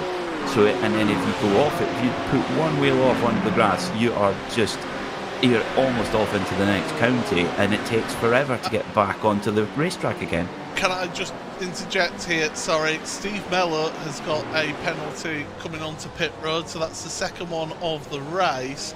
And it was either speeding or an unsafe pit entry. I think it might have actually been an unsafe pit entry because I saw another shot cutting across the painted hatchings on the way into pit road, which isn't the safe way of doing it, and it's a longer hull, so that definitely tells me unsafe pit entry is actually more of a penalty than a speeding penalty. Well, the price being paid dearly there. Again, a 40-minute race, you just don't have the time to really recover. It's that's the thing with VIR. The drivers really are on a tightrope here. Jack Sedgwick making good moves forward. He's yet to pit, of course, but up to 5th place. We've got a few high-profile pit takers now with Leif Sebastian, Ethan Critchley, Alex Davidson all coming in to take stops. Leif Sebastian deciding to take tyres. Alex Davidson does not, neither does Ethan Critchley, but Ethan Critchley does take his fast repair after that contact on lap 1. And that's going to be crucial for Ethan. I think he'll be so happy to have that free repair that you get in the series, and to get back out there on track and actually have the car feel like it should do in this one. So Fletcher still leads from McFarlane. That gap has closed up at the front. We've got Jack Sedgwick on screen then. He's currently chasing Marcin Rybacek. That is for 4th and 5th place overall in this race. These two drivers are winners pit stops. In fact, the top 11, also Josh Boot at 14th, all ours a pit stop yet in this race with 17.5 minutes to go. And we saw that the last of the pit stops happened around that 15.5 minute mark, didn't it, Peter? So we're getting very close to the end of the pit cycle now. Yeah, that's correct. That's absolutely correct. So, 17 minutes to go. Who is going to win this second race of the day here at Virginia International Raceway? Do you know what, Paul? I have absolutely no idea. It's incredibly unclear at this stage. Well, one driver who will like to win is Ross McFarlane. He is currently trying to chase down Mark Fletcher, but Fletcher is returned to the series this season. He's back behind the wheel of that Altitude Esports car, And he took a season off, but he's back in the championship, and he's giving it a good go in this round of the championship. The latest pitters are in: Ridpath, Rybacek, Guthrie, Samways and Simner, all on pit road right now getting their service. So they're making their obligatory pit stop as per the regulations, and they will be getting out of the pits. Where will they come out of the pits though is going to be crucial for people like Ridpath. She'll be wanting a good result and have a good gap between her and some of her rivals. She comes out behind Alex Davidson. So Davidson's currently 7th place. Oh, look at that gaggle of cars all together here. They're all duking it out, and there's a dive and a half there from James Bume. My goodness, that was a last of the late breakers there. That it was. That it was. So James Bume making his way forward in the number 28 altitude Porsche. And how far up can he get? That's the question. Oh, it's gonna, again, a win is going to be tough, but he's again doing a great job. He's in 9th position right now, is Bume, and he's got 5 drivers in front of him who are yet to pit. So even if he held position now, and that would move him up to be 4th place, I think that would be a massive result to come out of here with a 2nd and a 4th. Leaders are onto pit road for their pit stop now, so they're getting service. And Ross McFarlane taking some tyres. That's intriguing to see. Oh, Nils Bocage, the pole sitter, has had an incident and has taken a tour back to pit lane. Ross McFarlane, well, you can't get much closer than that going down pit road. Where are the rest of them? They're just coming through the final corner, so it's going to be Fletcher and McFarlane for the lead in this race as we finish off this one. Sedgwick is just out of pit road. That allows Sebastian Davidson and Ridpath to go past him. Sedgwick, what a drive from him. But James Bume, Peter, you were mentioning it, 7th place right now. He can still make places forward. Yes, he can. So he made a couple of spots on those who were left the pits, but not all of them. But good runs so far. Oh, one of the full tilt Auris off. That's Michael Gray. So he's a couple of little mistakes there. So he's just right behind Ethan Critchley right now. That's for a battle for 9th place, held by Critchley at the moment. So yeah, again, we mentioned Critchley, top 10. I mean, considering the damage on lap 1, I think if he can get this home in the top 10, I think that would be a good result at VIR. Meanwhile, the battle for the overall win, this is really, really important for Ross McFarlane for the championship. He came home 2nd at Sebring in the endurance race. Not quite the race won. He would have wanted it all by his standards. This is a win that he really would keep his rep as one of the real front runners. But it's a big mistake there from Fletcher, very deep on the brakes, and Fletcher goes to cover the line off, but no, nothing to do there. It just shows you can just make, there's certain places where you can make a bit of an error and get away with it, and that happened to be one of them. But McFarlane really got Fletcher under pressure. The problem is when you do miss your braking like that, the tendency is to hit the brakes even harder, and that puts a ton of temperature through your tyres, which on a day like today, and I don't know if we could bring up the weather graphic again, but that track temperature has just kept on increasing here today at Virginia International Raceway. The last thing you want to do is put even more temperature through those tyres when that track temperature has got the sun beating down on it. I see it at 50 degrees Celsius right now. I can't remember the last time I've seen it so high. That is baking. Of course, this time of year in Virginia, it gets pretty toasty. Slow down penalty for Ross well spotted. Oh, there you wow. see it. Yep, 50 degrees Celsius is the track temperature. It's about the same as a pit lane in Monza when I was there, but I can tell you that is extremely hot. But Ross McFarlane, it was a mistake through the snake at 6 and 6A. He cut across the track slightly, and that got him a slow down penalty. That's such a shame there for Ross McFarlane, and now he's got it all to do again on best pace. Well, actually, Mark Fletcher's best is a 1:45.4. Ross McFarlane a 1:45.6. So actually, the best pace is well over a second slower than it was in race 1, and no wonder with that toasty track temperature. So can Fletcher hold off McFarlane? He's got a 2.1 second advantage now after that slowdown penalty from Ross McFarlane. 11 minutes to go. Meanwhile, Sophia Ridpath has now got a huge lead in the AM class. She's in 6th overall. William Guthrie is in 12th overall. But Sophia Ridpath has got the charging James Boumé behind him, and he's also bringing along Marcin Repachuk. So she's got to play this one smart. And if she does, she'll be in for a huge haul of points and a perfect record so far in the World GT AM class. If I'm in Sophia's boots right now, I would be doing what she's done previously when we saw with Ross McFarlane, just ease out the throttle just that little bit to allow the others to go by when they're making the move, and to lose as little time as possible I would tag him to the back of Rebicek and just move forward that way and get yourself some really good points in the AM Championship here in this round of the World GT Championship. And, well, Bumé's got to make it past though. He's got to make the move. You don't just move over for that pro driver. No, definitely not. No, and you just got to play it smart, and if you feel you've got the pace to run, then run.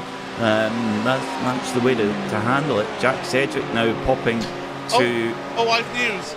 Victorino has stopped out on track and has taken a tour back to pit road. So our race 1 Victor is in pit road and out of this race. And here is what's happened to him. Oh, there's a car gone across the S's there, Peter. Second race in a row, not necessarily his own fault. Yeah, but on board would be really interesting there. We are. Great work from our producer Connery Maddock to cue that one up so fast. And what do you do? That's full commitment there. No, you can't slow down there. I think he tried, but you're full commitment, 5th gear in a GT3 car. That's rapid. And yeah, Maciej Victorino must just be sitting in his rig right now, staring at the sky thinking, what do I have to do?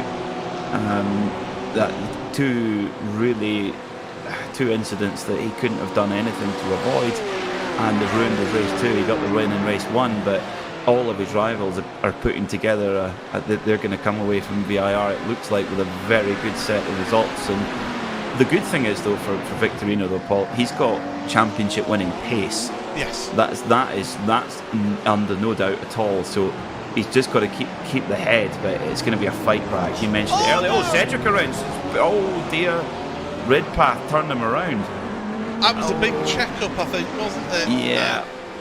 They've just gone bumper to bumper, and unfortunately for Sedgwick, it's him who's lost out on that one. We've got just under 8 minutes remaining in this race, and more drama as Ridpath now has got Rebicek along with her. Let's have a look at this one then. And I think they all just check up at the Oak Tree corner. Here we go. McFarlane's taken it a little bit of a different line. Cedric's gone in, then had to brake. And yeah, it's just all concertina together.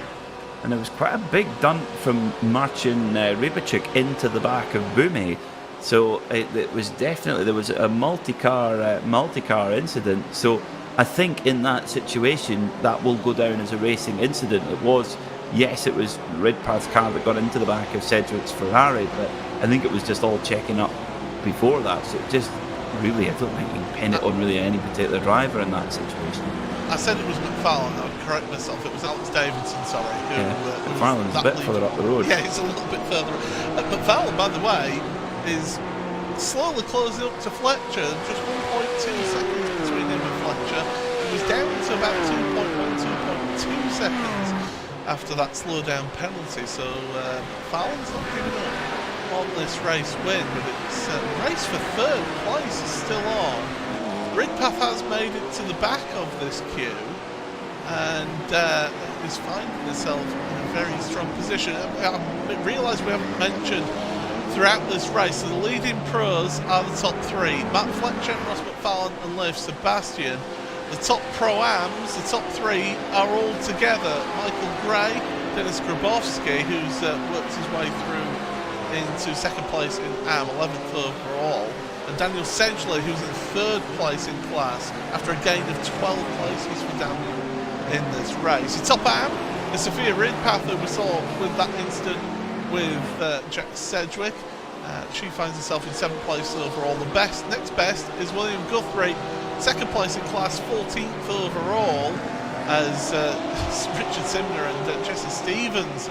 Stevens are recovering Jesse Stevens after that incident earlier on in the race.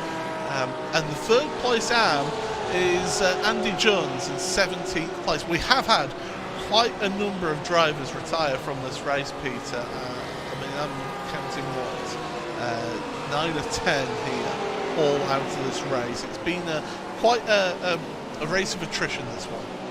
It has, and that's what we expected it to be. Is a little bit of contact there. We've got triple Porsche threat here. Whoa, big contact there.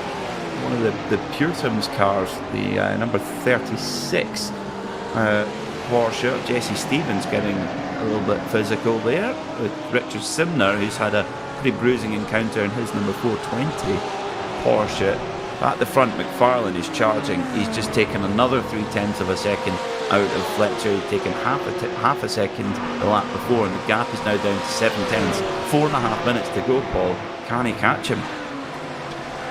Well, in the immortal words of the great Murray Walker, catching is one thing, passing is quite another. And Mark did show earlier on in this race that he is able to defend at the front, but we also saw that he had a bit of pressure where he made mistakes as well. Rebicek and Bume into the roller coaster. And it's Rebicek in that BMW. That BMW has got some grunt and top speed over those Porsches. And that allows Marcin to just move forward into 5th place in this race. James Bume down to 6th place right now. Fletcher, he'll be thinking, right, I've got about 3 laps remaining in this race, Peter. He'll be just focused forward, and you don't really care about the relative box, how close the car is. You just try and go as fast as possible there at this point. Yeah, that's all you can do. All you can do with 3.5 minutes to go. So Leif Sebastian is holding on to that last spot on the podium, that beautiful blue and yellow 3M Porsche. Now, I think Lord Head should be in that car because it matches his gloves. That's an exact replica of his gloves, that colour scheme. Well, you'd have to talk to team boss Jonathan Walker about that, but yes. Unfortunately he's away on holiday in Italy, so as he's down there. Oh, Richard Simner's taken to the grass. He was embroiled in that battle with Jones and Stevens, and we saw how physical it was getting between Stevens and Simner, and they're going to be side by side into NASCAR. Oh, and a little bit of rubbing, a little bit unsettled, bang, around goes Simner. Well, this is the battle for the race lead then, 2.5 minutes to go, and the gap is down to nothing. Ross McFarlane has run down Mark Fletcher after recovering from that slowdown penalty earlier on. The question is, as you rightly said, Paul, can McFarlane get a move done? And just look how that Porsche just can carry that little bit more mid-corner speed than the BMW can. But now we're into BMW country, the straightaway, where it really starts to get a boogie on and starting to draft that Porsche. Can he get close enough to make a move in the brakes to Ross McFarlane? No, not quite. I think Ross is just thinking about that back straight after Oak Tree. Just it's important to stay right on the engine of that car in front, and I say the engine because it is a Porsche 911, so it's very much a rear engine car, is that one. The front engine BMW, different set of ideas as they go about things, but they certainly do make things spectacular between the two of them. Heading towards this sweeping S's where you go up and down. I know there's a corner called roller coaster, but this could equally be classed as a roller coaster as well. You go up and up and up and then up on the top through this left-hander, and then you plunge downhill once again. Get the car over to the left-hand side, onto the brakes, and you're holding the brakes around the corner. It can unsettle the car into Oak Tree, and look at how close Ross McFarlane is. Good launch off of the corner for Mark Fletcher, but he is under pressure right now, and he feels it. He feels the need to try and break the slipstream, but that's not going to happen here. Ross McFarlane pulls out to drivers left right now, heading towards the carousel and the roller coaster. They're going to go side by side into the right-hander. Oh, absolute door-handle to door-handle stuff. And it's Ross McFarlane who takes the lead. Fletcher just drops back behind him. Good, great racing between the two of them. Great respect.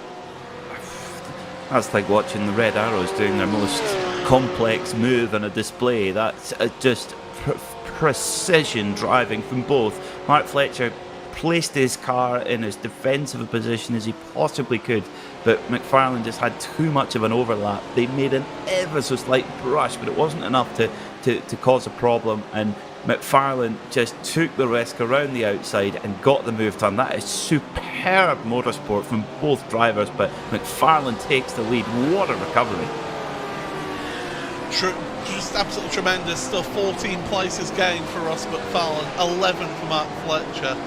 Leif Sebastian, 13 places gained. Alex Davidson, 15 places gained. Jack Sedgwick, 20 places gained into 7th place. Has made it past Sophia Ridpath. So good recovery from Jack after a nightmare of a first race. But we are on the final lap of this race then. It is Ross McFarlane from Mark Fletcher. Leif Sebastian in 3rd place. Best Pro-Am is Michael Gray in 10th place ahead of Daniel Sedgwick. Dennis Grabowski has actually dropped down the order a little bit here, so definitely good results in Pro-Am. But here's Ross then through the back straight. You're up and down Dale here. Drop down again before you get to the braking zone. Onto the brakes into this final section, and Rossi just needs to keep the car on the grey stuff right now.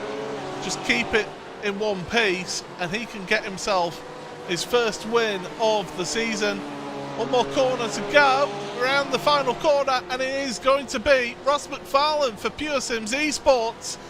It's taken him until the 3rd race of the season, but he's a race winner once again here in the World GT Championship. Fletcher comes across, I'm going to say Fletcher comes across 2nd ahead of Sebastian, and your best AM driver. Look at that, Sophia Ridpath. What a drive for the AM driver. Yeah, 8th overall. Fantastic from Sophia Ridpath. She's won 3 out of 3 so far in that class. Michael Gray, he had a couple of off-track excursions and still gets the Pro-Am win in the bag. Brilliant stuff from the full-tilt Audi driver, but Ross McFarlane, what a champion's drive that was. He thought, you might have thought he was done with dropping 2 seconds on one lap with that slow-down penalty. One thing we've learned over the years is never, ever write off Ross McFarlane. No, certainly not. He is, I mean, he's a 4-time champion for a reason, and you just saw the reason right there. He might have actually run out of fuel on the slow-down lap. That's how hard they've been pushing there. But yeah, great drive from Michael Gray. He doesn't fade to grey. He is Michael Gray, and he finishes top of the Pro-Ams. Sophia Ridpath with that win in AM once again. That's 2 AM wins for Sophia here today. Last couple of corners for the last couple of drivers of Steve Mello and Patrick Faulkner. Faulkner, of course, had issues earlier on in the race, but will come across the line. Last driver to finish this race, and then we'll be able to give you your provisional race results from this evening's second race of round number 3 of the World GT Championship here on RaceSpotTV. Been an absolute pleasure to have you all along, and it is Ross McFarlane for Pure Sims Esports. Wins by 1.1 seconds between him and the Altitude Esports driver of Mark Fletcher. 3M UK are represented by Leif Sebastian, finishing on the podium there in third place ahead of Alex Davidson in fourth. Marcin Rebicek with the Apex One with Simutek team, just finishing ahead of James Bume, who had a close finish once again in this week, finishing in sixth place. Jack Sedgwick seventh after the contact at the oak tree sent him a little bit back. Sophia Ridpath, though, your top am, 8th place in that race. She did a sensational opening to this championship for Olympus Esports. Ethan Critchley in 9th ahead of your top Pro-Am driver for Full Tilt V Motorsports, Michael Gray. In 11th place is the Olympus Esports driver of Daniel Sedgley, 2nd placed in Pro-Am. So great stuff from him. Morgan Butler in 12th ahead of Dennis Grabowski, the 3rd placed Pro-Am driver in that race. William Guthrie for Full Tilt V Autosport is the 2nd placed AM driver, 14th place overall ahead of Jesse Stevens. Andy Jones for DCW Racing is your 3rd placed driver in 16th place overall. Phil Samways, he started on the front row of the grid, had that mistake at the last corner. He drops down to 17th ahead of Richard Simner, who had his battles with Jesse Stevens. Ben Gregory and Adam Watson down in 20th place after his error coming onto pit road. Josh Boot in 21st ahead of Adam Hedgecock, with Steve Mello in 23rd. The last of the lead lap drivers, Patrick Faulkner, there in 24th ahead of Andy Archer, who finished one lap down in 25th. And then the drivers 26 and down did not finish. Paul Clist, Matthew Victorino, that'll be heartbreak. He got caught in Paul's incident through the S's there. He does not finish. Lars Van Rijn. Niles Bocage, who was our pole sitter, does not finish that race. Neither does Chris Gooch. And then a few more, unfortunately, here. Jesse Payne Wilkins, Jack Osborne, Lewis Bibby, Rafael Jajaj, and then Nathan Healy rounds out your 35 entrants in this race. Matthew Victorino, though, did get the fastest lap of the race, and if I'm correct, does actually get a bonus points for that in the standings, so that will help him a little bit. It's not much of a consolation when you don't finish a race, but a fastest lap nonetheless. Yeah, I think that's always a nice thing to have, isn't it? The fastest lap of the race, particularly at a real driver circuit here like VIR. It's really technical in those opening couple of stages, so you've really got to have a brilliant technique to be quick around here. You certainly do. Takeaways from this round of the championship, Peter. I think one of my big takeaways of this is the form that we're seeing. I would almost say driver of the day for Sophia Ridpath. Tremendous form to start the season off for an AM driver. 100% agree. Yeah, she's been the benchmark in the class, and I think to carry that speed over that she had in last season, where couldn't get the results to show for it, this year just a winning machine. And how long can that continue? I totally agree. Driver of the day for sure. I can give you a little bit of an update in terms of how points have panned out after that round, after those 2 rounds of the championship. James Bume has just got a 5-point lead in the pro standings over Ross McFarlane. So that's really close between those two, with Leif Sebastian in 3rd place for 3M UK. Pro-Am is 65-point lead for Dennis Grabowski over Adam Watson, with Michael Gray being in 3rd place, just 1 point actually ahead of Daniel Sedgley. In AM, it's the 32-point lead for Sophia Ridpath now after the end of this round over William Guthrie, with Adam Hedgecock 3rd placed in that class. So we've seen some exciting racing, but Peter, I do have to say that the respect shown between Mark Fletcher and Ross McFarlane, hats off to both of them. Indeed, it is just fantastic motorsport. Motorsport at its very best. 2 drivers throwing everything at it for a win, but not doing it in a reckless fashion and making it, a kind of chaotic lottery. That is just pure technique, pure bravery, and Ross McFarlane, he put it on the line and he gets the spoils. Wonderful shot here of how McFarlane got it done. Really, really impressive. Certainly was, and just millimeters between the two of them. Absolutely door mirror to door mirror stuff. It was tremendous stuff to see between the two of them, and it shows the level of respect that those two have at the very front of the field. I think both realised that they were able to get themselves a really good result. And Mark, he's not had the easiest of starts to this season of this championship, but after leading for so long, I would say that he would be a little bit disappointed.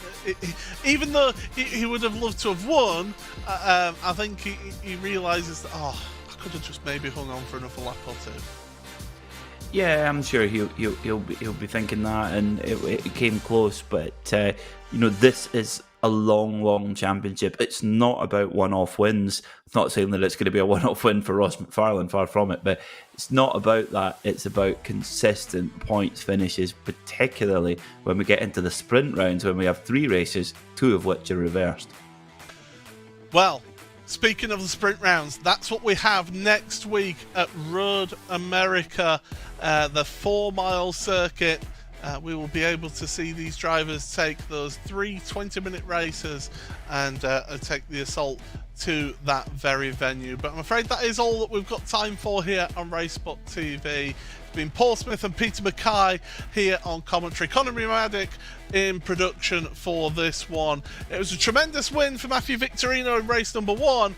Didn't pan out for him for race number 2, but Ross McFarlane is back in the winner's circle. Goodbye.